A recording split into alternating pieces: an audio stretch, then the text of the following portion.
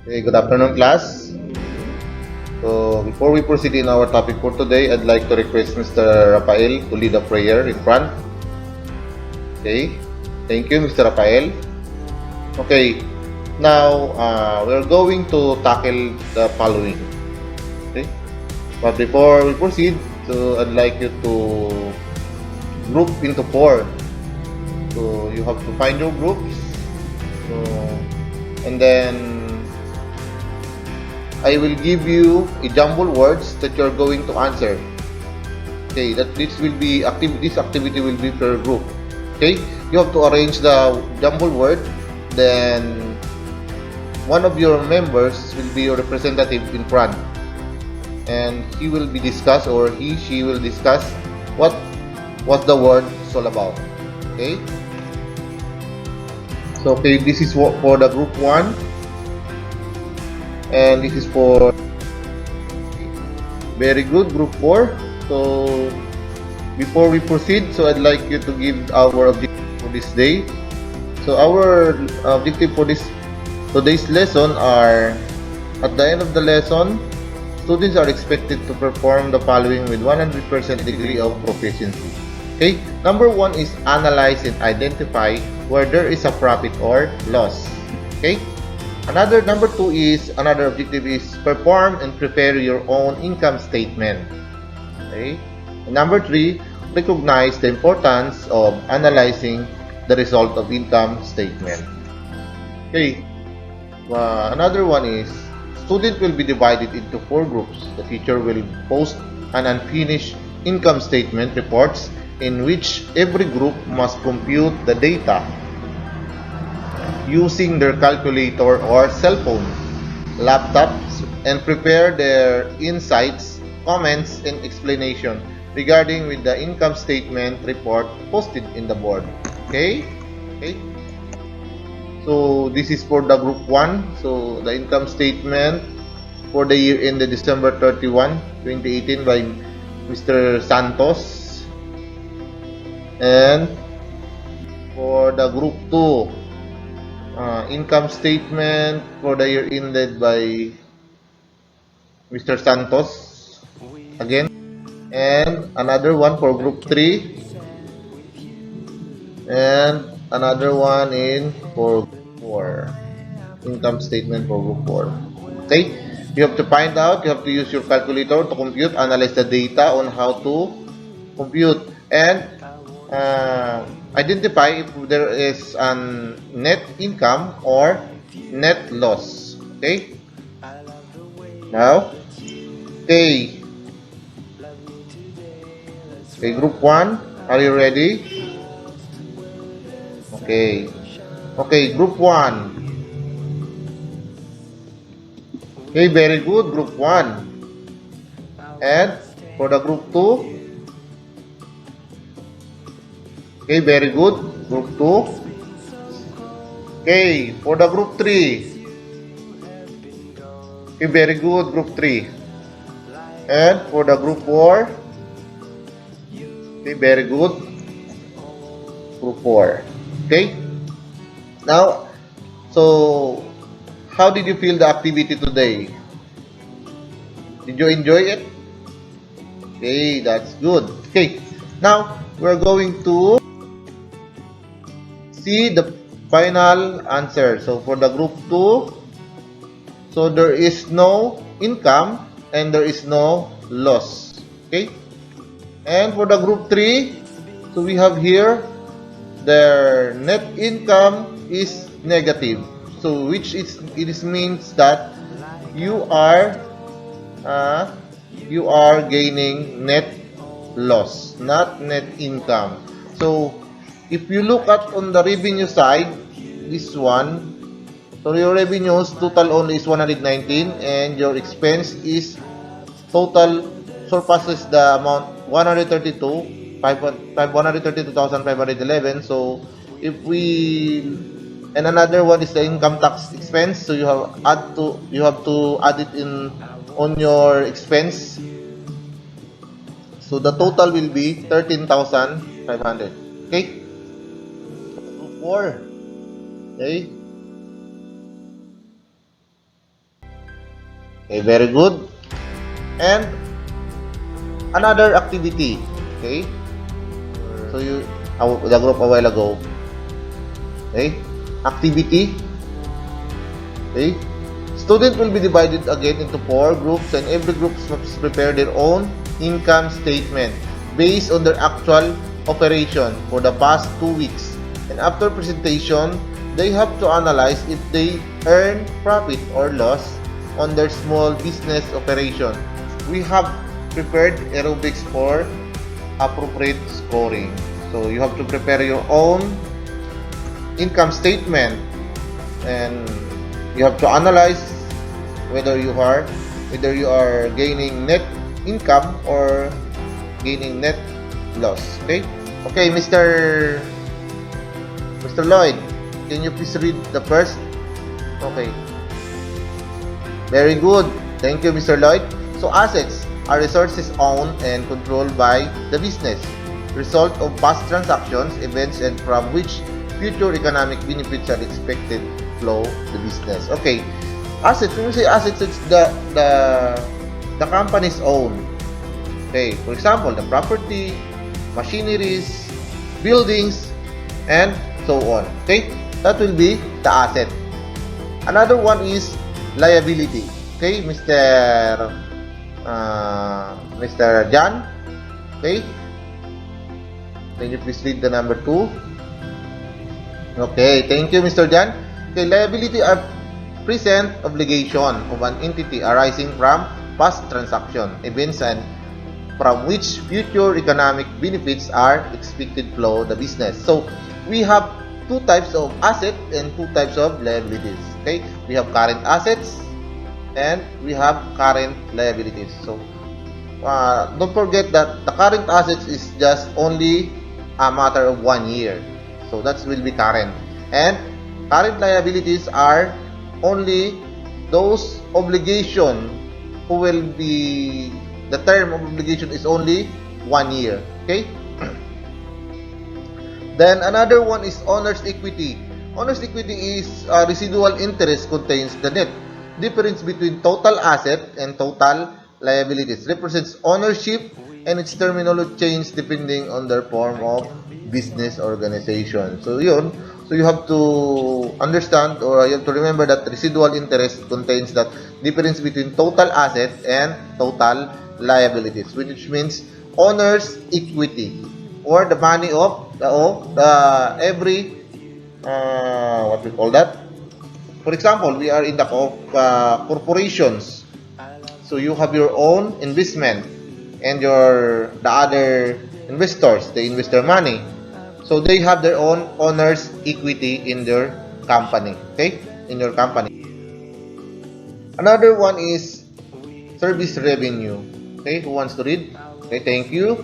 So service revenue refers to earnings made by any business that is into rendering a services. So once you are putting a business, for example, you put up a laundry shop, so it is services. Barber shop, another one is car wash. Okay, that's all. When you are serving or you are selling a services, that will be a service revenue. The money that you get on that, the money that you gain on that will be a service revenue. Okay? Is it clear, class? Okay, very good. Okay, another one is salary expense. So, when we say salary expense, it is the amount of money, the cost that incurred associated with services rendered normally by a permanent and full-time employees who are paid on a regular basis. Okay? Okay, when we are paying the salary or the wages of our employees, so we cannot move, we cannot, for example, we cannot, in our grocery, you cannot do all tasks. So you are going to hire somebody, you are going to employ people to work for your company. Okay, so the money that you are going to pay them for their monthly salaries, so that it we call salary expense, that will be written in our income statement or in our journal. Okay. Another one is supply expense. What is supply expense? So supply expense is an expense refers to the amount of supplies that was used during particular accounting period. For example, you are engaged in the business of a restaurant. So you have to buy some, what we call that, the ingredients of the food that you're going to cook, that you're going to serve in your restaurant. So the amount of money will be called, in the accounting nature, will be supplies expense. Okay? Is it clear, class? Okay, very good. So another one is depreciation expense. When we say depreciation expense, it refers to the allocated portion of the cost of property, plant, equipment charged to expense in the current accounting period. Okay? Okay. Depreciations. So it is accrued, what we call that, accrued posting for the whole year. So every month you have to set aside amount of money that will be allocated for the depreciations of every properties, or what we call that, the buildings, another one is for example, we are in banking, so you have to pay for you have to reserve amount of money for the, what we call that, the maintenance of all things in your operations, all equipments. For example, the car that you're going to use, the service car of your company. Okay, after 5 years you have to buy another one because it is already depreciated. Okay, for the building, for the maintenance of your building, so you have to allocate, or you have to accrue allocations for the maintenance of the building, or for another set of building that you're going to purchase. Okay, another one is cost of sales. So cost of sales, it is the cost of merchandise or goods that were sold during a particular accounting period. Okay, when you are engaged in grocery, for example, in the grocery, so you have to expend money, or you have to spend money in procuring your goods, your merchandise. So that will be called as cost of sales. Another one is utilities expense. It refers to cost associated with the usage of electricity, water, communications for a particular accounting period. Okay? Oh, you have to look into that it is a mandatory expense. But when you look into the accounting term, it will be called as utilities expense. Okay? Did you get my point, class? Okay. Thank you, class. Okay. Another one is the interest income. Interest income, it is represent interest credited by the bank to the account of business arising from the bank deposits. Okay. A grocery, or not a grocery, or even a small one's business, then you're going to deposit your income, your daily income. So your daily income will gain an interest in the bank. So when we look at in the accounting term, those money will be called as interest income, which came from your money or you deposit in the bank. Okay? Then another one is sales. This represents the earnings made by any business that is into selling of goods or merchandise. So yun na yung sales. That will be the sales. Okay? You get my point, class? Okay. When you have the transactions, so you sell your product. For example, you are online seller. So you sold your product to your miners. So that will be converted into sales. Or if we look at in the journal, accounting journal or accounting term, it will be called as sales. Okay? Another one is notes receivables. So when we say notes receivable, this represents the amount of money owed by the customer or debtor to business evidenced by a promissory note. Okay, or for example, one of your friend wanted to start their own business, then she borrow money from you, then he signed a promissory note that she or he will be going to pay you on before the year end.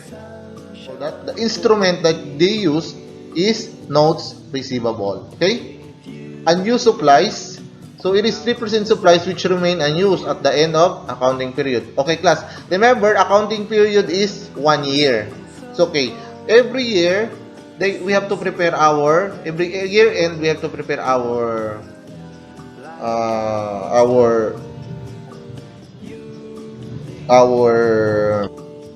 okay, unused supplies. It represents supplies which remain unused at the end of the accounting period. Okay, class. Remember that accounting period compose only 1 year. Okay, so every year end we have to prepare our income statement. What we call that? Another is the financial statement of our company. Okay. So, what will you consider in preparing an income statement? Okay? So, okay, class? Before we move on, I'd like you to analyze these questions, okay?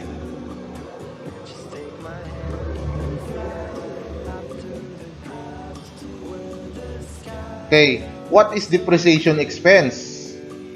Okay, very good.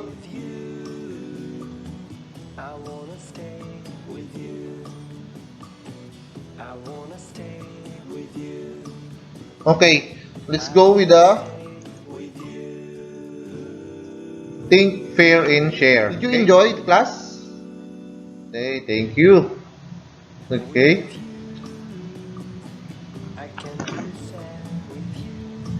Okay, start analyzing your own account. Okay, since you are starting your own business, you operate your business, so you can now start doing your own income statement. Okay, so I'll give you 5 minutes class to write everything that you learn in this lesson or everything that you learn in our lesson today. Okay, your 5 minutes start now.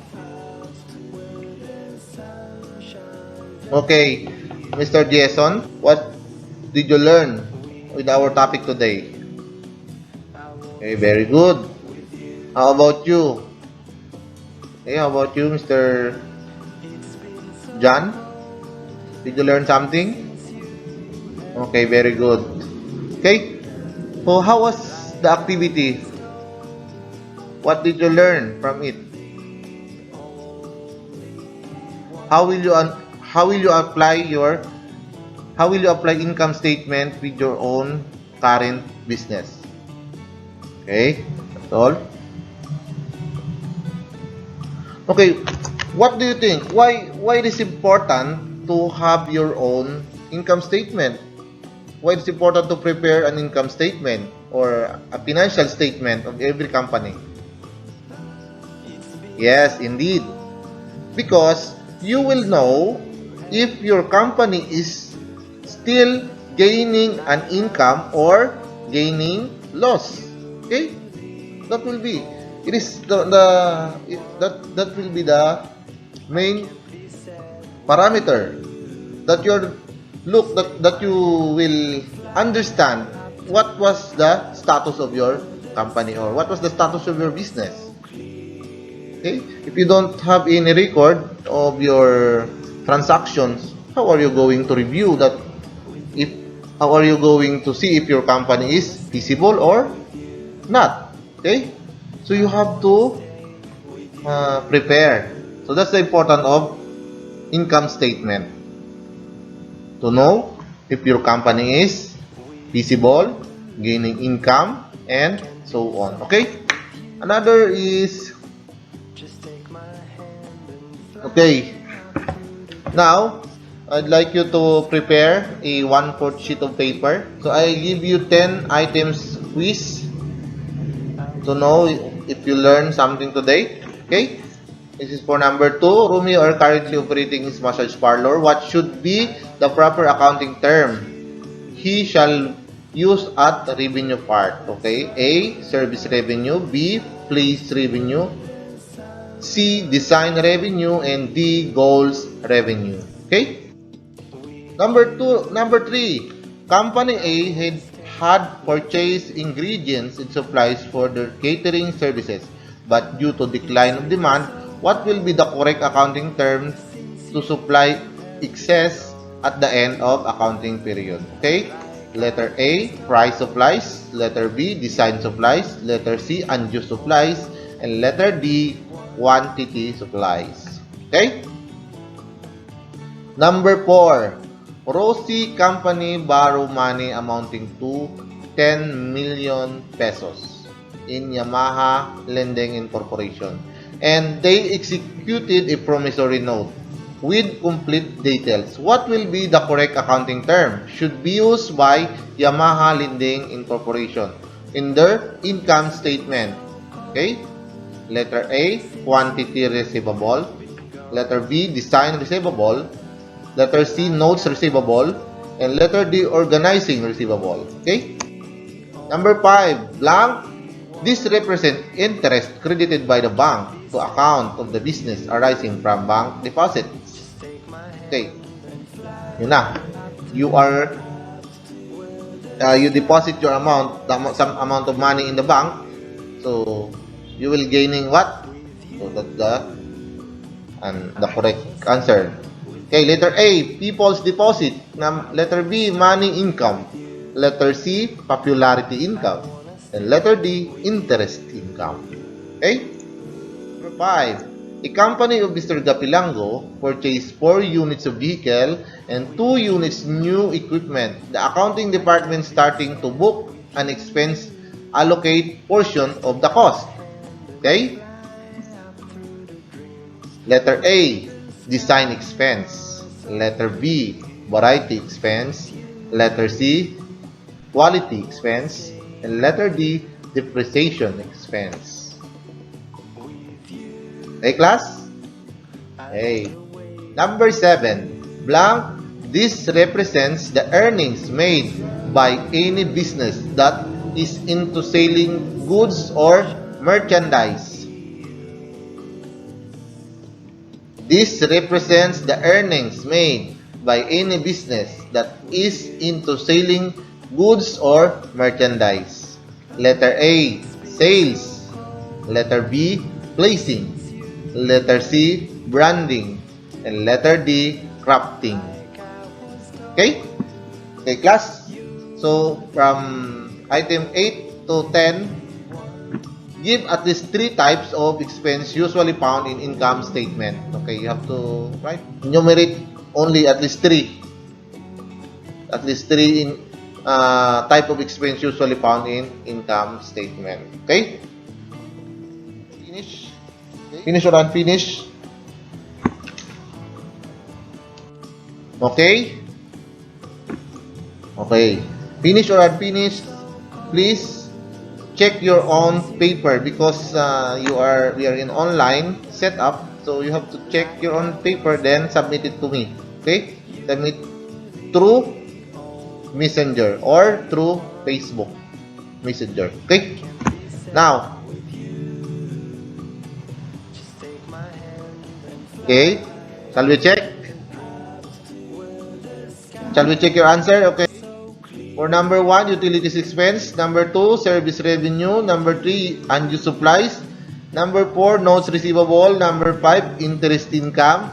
Number 6, depreciation expense. Number 7, sales. Okay. Who got 10? Okay. 9. 8. 7.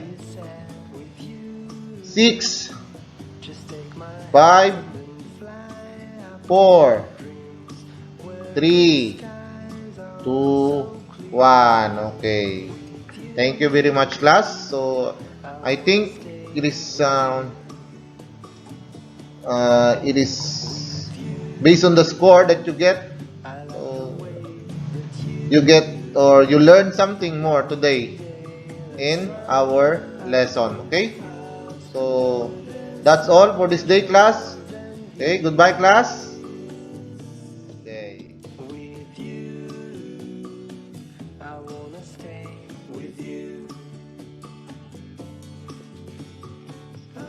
It's been so cold since you have been gone.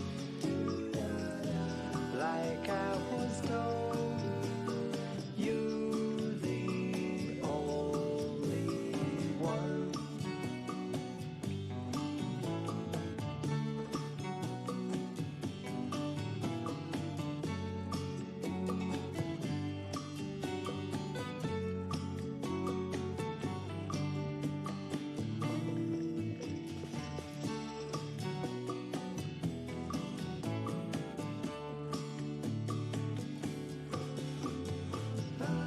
It's been so cold since you have been gone.